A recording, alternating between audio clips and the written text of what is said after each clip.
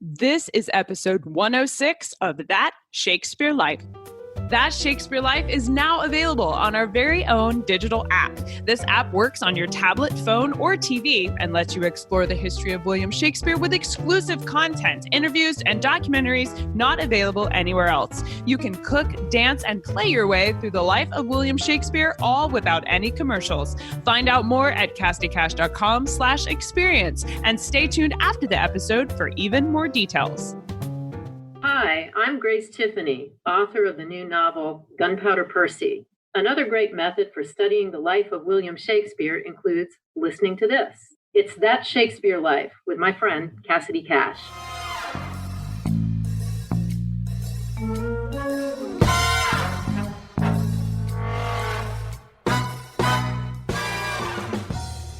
The leader of the Protestant Union marries James I's daughter. So this immediately connects the Stuart monarchy in England with one of the rival factions in the empire, and this will ultimately pose a dilemma when the 30 Years' War breaks out in 1618.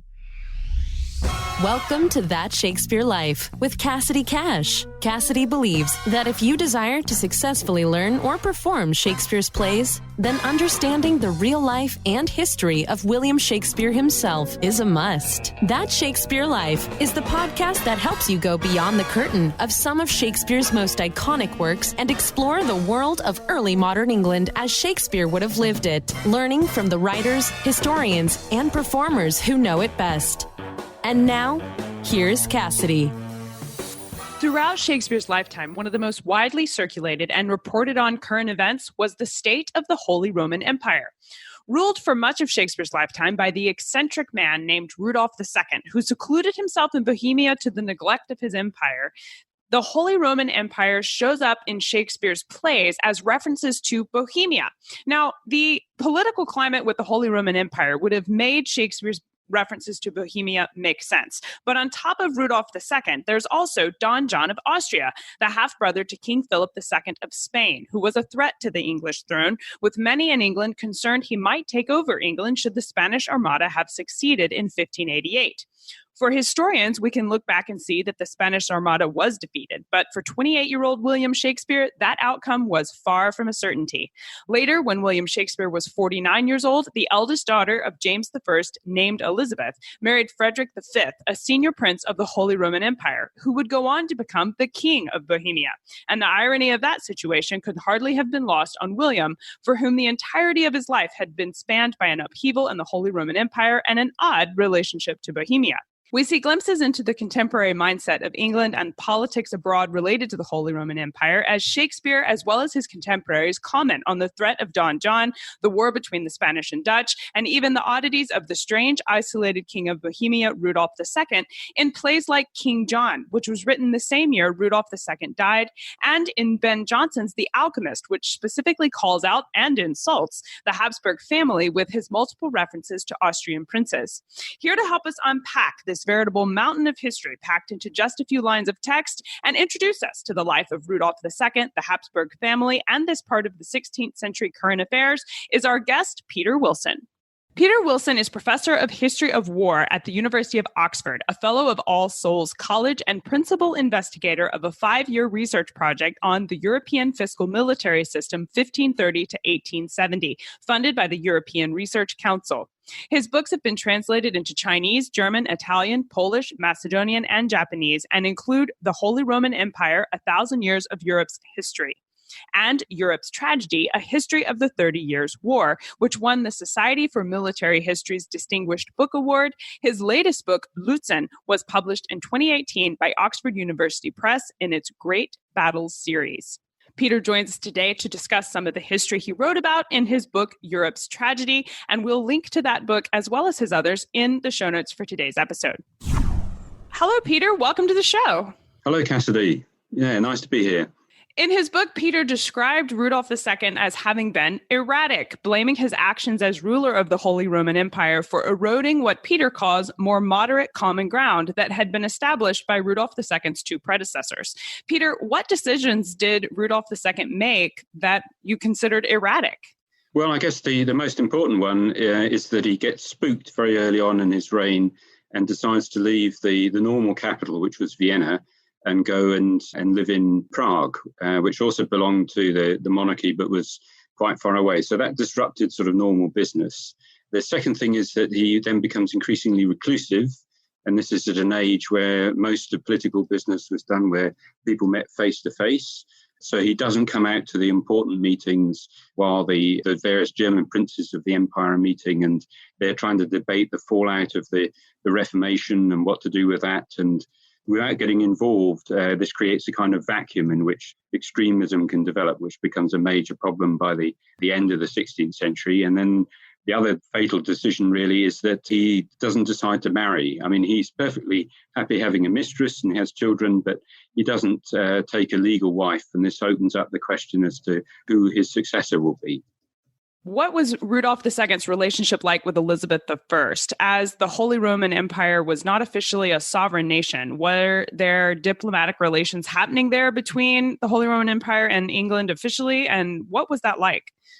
The thing to remember here is that we talk about the House of Austria, which means the Hapsburg family, and that had split with the abdication and the partition of his empire by Charles V. So this happened in the middle of the 16th century. And so there's a Spanish branch and there's an Austrian branch, and it's the Austrian branch that has the imperial title, and that's the branch that Rudolf becomes the head of. And he's technically the senior figure. He's the only emperor in Europe. He's technically the premier monarch in Europe. But it's the Spanish branch headed by Philip II that is really the one with the power, because they have the wealth coming in from the New World and a large population, powerful army and navy. So Elizabeth is at loggerheads, of course, with the Spanish monarchy, and the Spanish monarchy are calling on their Austrian cousins to help, whereas the Rudolf and the Austrian branch want to have a kind of more mediating role. So he makes a number of fairly ineffectual efforts to try to mediate the disputes, because he's concerned about what's happening in the northwest corner of the empire, which is what becomes the modern Netherlands. But they don't really have much of a relations, as I say, because he's withdrawn into this very kind of reclusive role, and he's really leaving sort of much of the key areas of policy to his relations and also to his Spanish cousin. In 1519, the Hapsburg family officially achieved the position of a true world power. And for the first and only time in their history, Charles V was the world emperor, ruling an empire on which the sun never sets. As Elizabeth I built the British Empire, do you think she considered the Hapsburg dynasty a model to follow, or that she herself might have wanted to achieve a similar status in the wake of the fragmentation of the Holy Roman Empire going on during the late 16th century? No, I don't think so. I think that there's already a strong kind of English tradition, and it's very much an English one. It's the centre of power is really in the southwest of England, and obviously Ireland and Wales are sort of peripheral status. There are the voyages across the North Atlantic. There's the start of tentative attempts to set up colonies in North America, and this is very much sort of preoccupying the sort of English, are those people who are thinking of England playing a larger role. The other dimension is focused very much on the northwest corner of Europe, which is a kind of strategic importance for England. And that's the fate as to what happens in the Low Countries, which technically still belong to the empire at this point, but are in the Spanish hands, and there's the ongoing revolt with the Dutch. So sort of England's horizons are both narrow in the sense that they're focused on northwest Europe and increasingly global. So I don't think that the empire was very much of a model. Neither did anyone really conceive of what the British Empire would ultimately become. Now, you alluded to this earlier by calling his behavior erratic, but I know that Rudolf II has been described by some as a strange man who lived in isolation in Bohemia while ruling as Holy Roman Emperor for most of Shakespeare's lifetime. With Shakespeare's many references to Bohemia specifically in his plays, was he making a political comment on Rudolf II? Yeah, I would think so. I mean, this is sort of big news of the time. As I say, Rudolf is technically the premier monarch in Europe. And so and news is increasingly well reported, certainly by Shakespeare's time. So this is something that would be known and was commented upon, definitely. In 1612, the same year Shakespeare wrote Winter's Tale featuring the King of Bohemia, Rudolf II died, leading to a severe deterioration of imperial power. Peter, what did these events mean for England? Their impact is more sort of indirect in the sense that because of the polarization that's gone on in the empire, by this point, there are two rival leagues. There's a Protestant Union and a Catholic League, and they're both vying for political influence with the empire. And the leader of the Protestant Union marries James I's daughter. So this immediately connects the Stuart monarchy in England with one of the rival factions in the empire, and this will ultimately pose a dilemma when the 30 Years' War breaks out in 1618, because the Stuart monarchy, England, is essentially confronted with this choice of whether they should intervene or not. And James I tries to wriggle out of things and tries to sort of dodge taking the decision because he's trying to hold a balance. So that is one of the factors that, of course, then causes problems for the James and then Charles following him in the first half of the 17th century. The notoriously thick underlip of the Hapsburgs was not explicitly mentioned in Shakespeare's works, despite some potential connections with the disfigured Richard, but several of his contemporaries do, specifically in Jonson's The Alchemist. Doll Common in Act 4, Scene 1, and when another character tries to flatter her, he instead comments on her inescapable lip. The quote says, quote, "There is a strange nobility in your eye, this lip, that chin, methinks you do resemble one of the Austriac princes." Peter, explain the notoriously thick underlip of the Hapsburg family. Was this a source of ridicule generally for Elizabethans, or is Jonson doing something unique here? No, I think this is pretty general. I mean, Rudolf's parents are first cousins. The Habsburgs definitely want to keep things in the family. The monarchy is a family business, and particularly problem of running that business is what causes this Charles V to partition the monarchy. And then it creates these two branches who want to make sure that they retain the best claim should either branch die out. So you have this paradox. On the one hand, they keep on marrying into the same branches.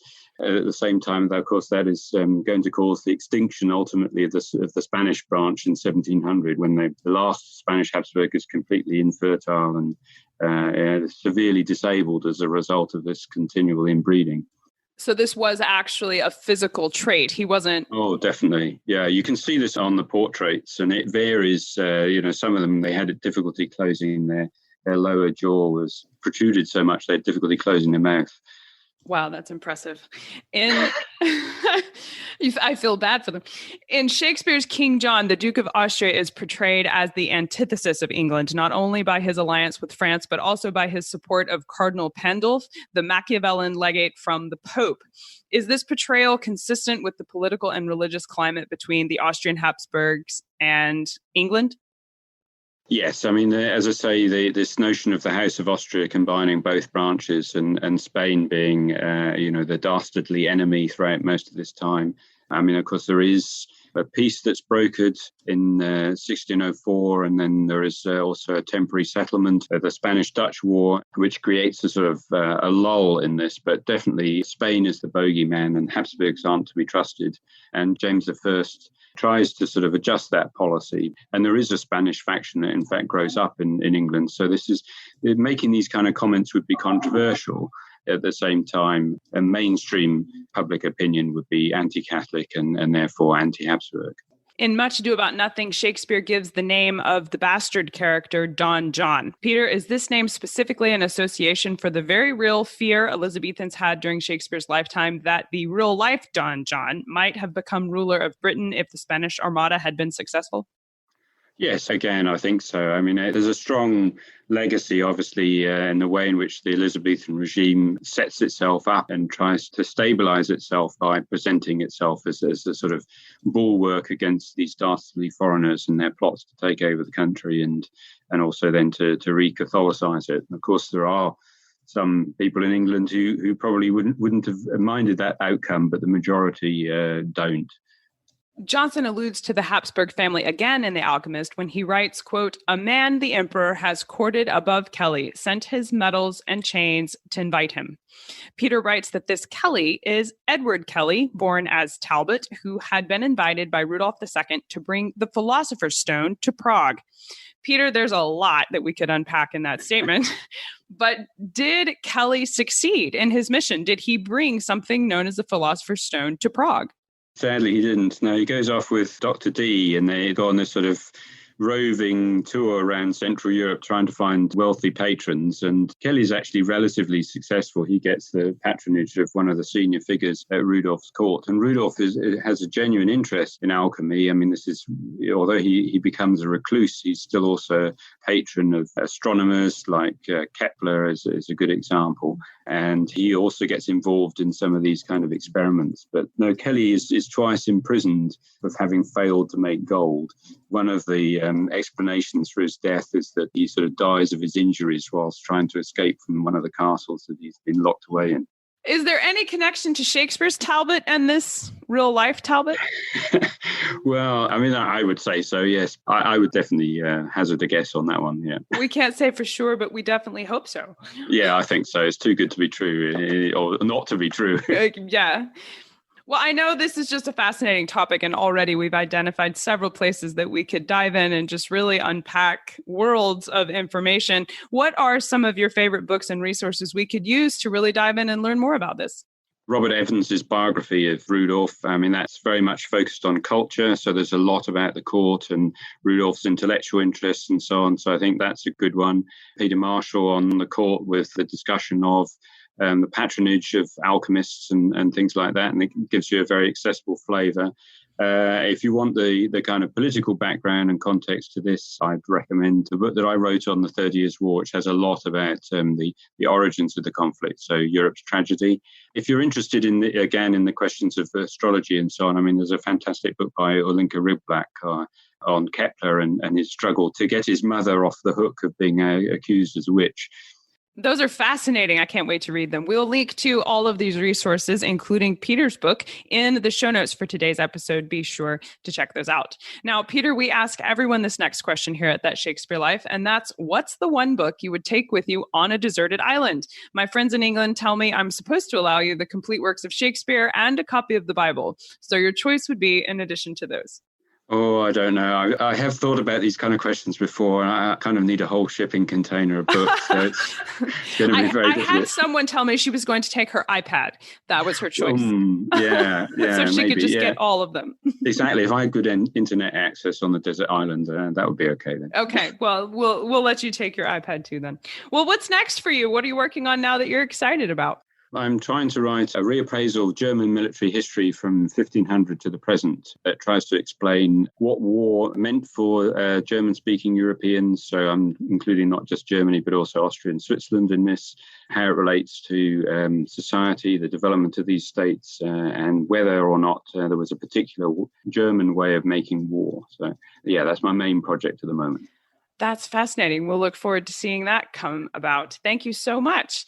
Thank you for being here and for sharing with us about this exciting history of Rudolf II and his influence politically in Shakespeare's plays. This is really fun to unpack and look forward to learning more. Thank you so much for being here. Yeah, thank you very much. Wow, this week's episode is packed to the brim with history well worth studying, and there is so much more to look at and explore. There's way more than we could fit into today's episode. To learn more, start with Peter's book, and check out the show notes for this week to find references to the great resources he mentions today. All of that history can be found at CassidyCash.com/episode 106. That's CassidyCash.com/episode 106. How would you like to see the video of this week's interview? You can watch this interview as well as other exclusive interviews not available anywhere else right inside That Shakespeare Life app. That's right! That Shakespeare Life is now streaming on our very own digital app. We are very excited to make this available, and not only can you stream podcast episodes anywhere you go, but the app contains exclusive content like activities, games, documentary shorts, expert interviews, and animated plays, all free from ads and available anywhere you might be. You can learn Shakespeare's history from the experts who know him best while you're in the carpool line, cooking dinner, or even while you're working out. Take Shakespeare history with you wherever you go, all without any commercials. Download the app now at CassidyCash.com/experience. That's CassidyCash.com/experience. That's it for this week. Thank you for listening. I'm Cassidy Cash, and I hope you learned something new about the Bard. I'll see you next week. Bye-bye. Thank you for listening to That Shakespeare Life. As always, the best conversations happen after the episode over at CassidyCash.com. Become a part of a vibrant Shakespeare conversation by adding your voice over at the website. Until next time, remember, when you want to know William Shakespeare, you have to go behind the curtain and into That Shakespeare Life.